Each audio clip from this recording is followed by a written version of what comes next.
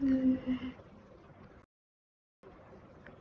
everyone, my name is Hasni Saknala. I'm currently studying BTech second year in Computer Science and Engineering at Vishnu Institute of Technology. Today I'm going to explain some JavaScript basics in a way that's easy to understand even if you're completely new to programming.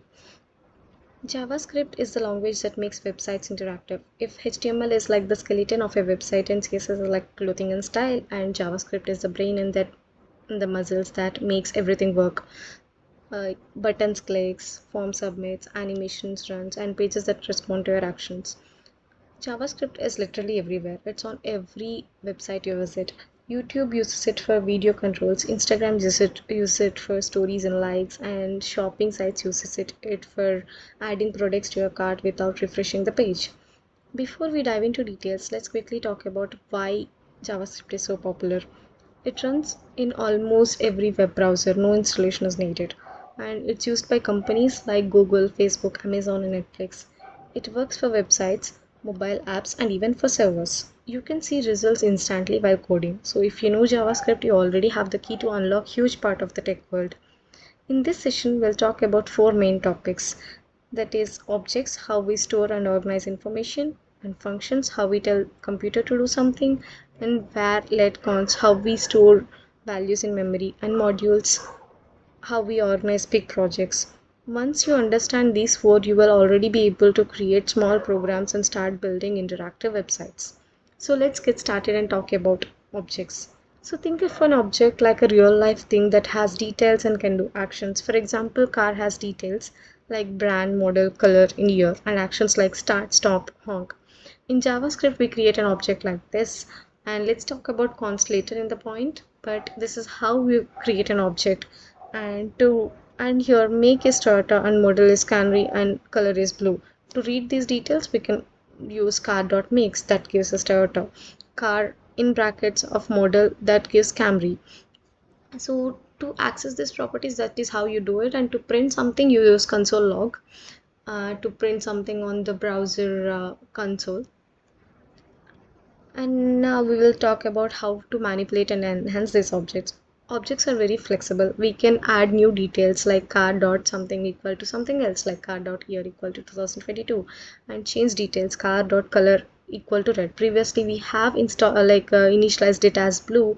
Now we are changing it to car dot color equal to red, and remove details and delete car model. We can delete some of the values which we have initialized before. So they can even contain other objects inside them, which is called as nested objects. And if you put a function inside an object, that function is called as a method. It's giving the object its own abilities. So let's talk about functions or methods.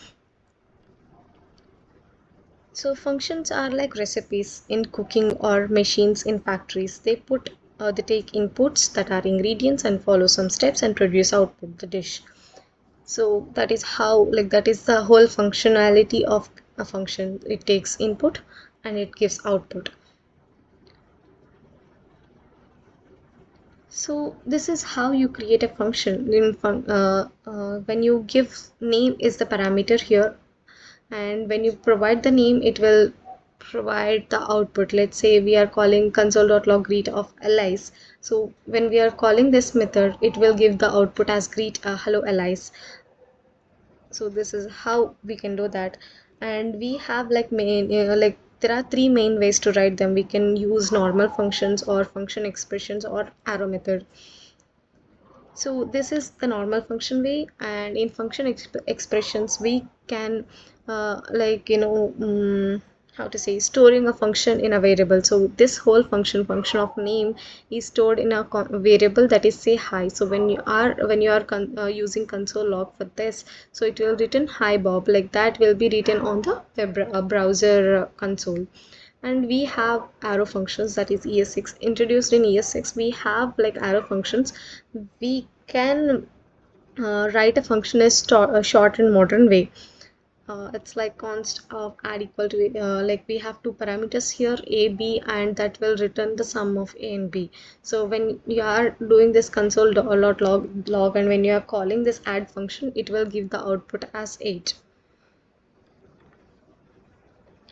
Function helps us avoid repeating code. So when you have like some kind of action which needs to be done in a particular class or like in a particular piece of code, so you can't write the same piece of code again and again. So to do that, so what you'll do, so you will console like you will uh, encapsulate this piece of code into a function for which you will give parameters, and that will give output. So it helps us avoiding repeating code, and if you write step once, you can use them anywhere in your program. And now we will talk about this keyword in function.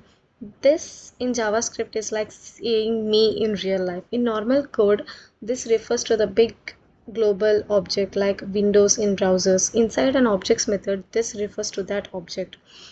Arrow functions don't have their own this, they use the one from where they were created. It's tricky part of JavaScript, but knowing it will save you from a lot of confusion. So always remember, this in JavaScript is like saying me in real life.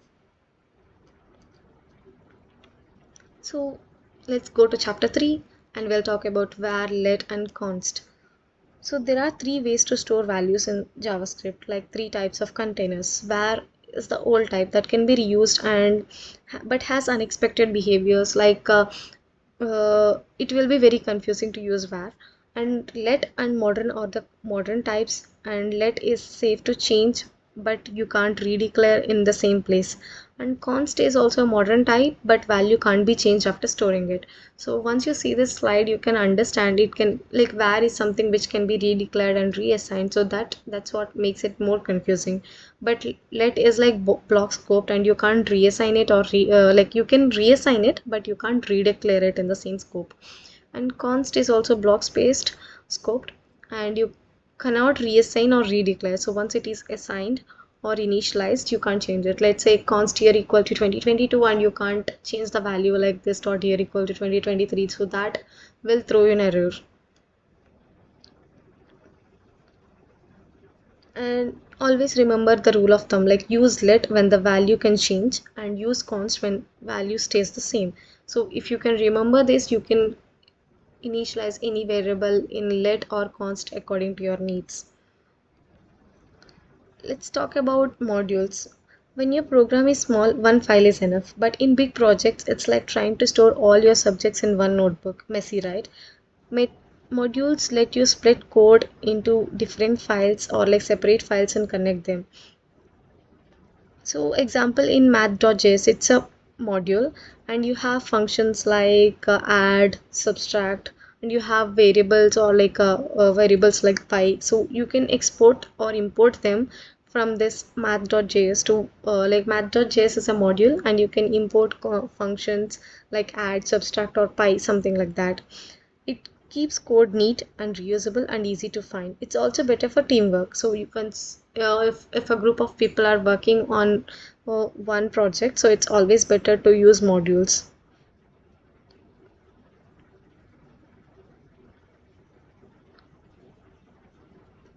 So you can see math.js export const equal to this one. So use export to make variables and functions from, and you can use named exports or a default export. So this is how you can do that. And so today we learned about objects, keep related information and abilities together, and functions that lets us reuse steps and tasks, and this tells which object is in control. And let and const are safer than var, and modules keep large projects clean and organized. These are the basics but very powerful. Once you master them, you can start building interactive websites and applications. So that's all from my presentation. Thank you for listening, and I hope this made JavaScript feel little easier and more interesting. Remember, the more you practice, the better you get. Once you open your code editor and try these examples and have fun with JavaScript. And let me know in comments if you need this PPT. Thank you.